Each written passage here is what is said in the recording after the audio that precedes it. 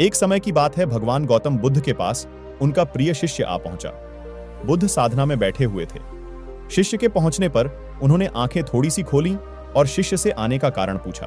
तो उनका शिष्य ने कहा, मैं धर्म प्रचार के लिए जाना चाहता हूं, आपकी आज्ञा चाहिए। बुद्ध मुस्कुराए और कहा कि धर्म की राह बहुत मुश्किल है। तुम लोगों को अच्छी बातें बताने जाओगे और लोग तुम पर नाराज होंगे। हो सकता है कि अशब्द भी कहे। इस पर शिष्य ने कहा, कोई बात नहीं, मैं यह सोचकर उनकी बातों पर ध्यान नहीं दूंगा कि उन्होंने अशब्द ही कहें, पिटाई तो नहीं की। बुद्ध बोले, हो सकता है कि कुछ लोग हाथ भी उठा दें। शिष्य ने कहा, तब मैं यह सोचकर उन्हें क्षमा कर दूंगा कि उन्होंने मुझ पर शस्त्र से तो प्रहार नहीं किया। बुद्ध फिर बोले, हो सकता है कि कुछ लोग तुम पर शस्त्रों का भी उपयोग करें। शिष्य ने उत्तर दिया, तब मैं यह सोचकर उनके प्रति कोई प्रतिकार की भावना नहीं रखूंगा कि उन्होंने मुझे मारा, पर जान से तो नहीं मारा, मुझे जीवित छोड़ दिया।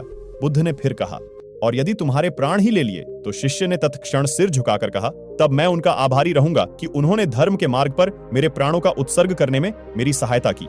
मैं उनके प्रति कृतज्ञ रहूंगा। तब बुद्ध ने आंखें खोली और आशीर्वाद देकर अनुमति दिया। बुद्धा कहा, अब तुम धर्म प्रचार करने के पात्र हो। जो किसी में भी दोष न देखें वही सच्चा है। अच्छाई के मार्ग पर चलना बहुत मुश्किलें आती है। जो इस राह पर चलता है उसके मार्ग में अनेक बाधाएं भी आते हैं, लेकिन जो व्यक्ति किसी में भी दोष न देखे, जो बाधाएं को सहजता से पार कर अपने लक्ष्य को पूरा कर पाता है। और इसी तरह भगवान बुद्ध ने अपने शिष्य को आशीर्वाद दिया और धर्म प्रचार में चलने का अवसर दिया। अपने धर्म प्रचार में जुट गया।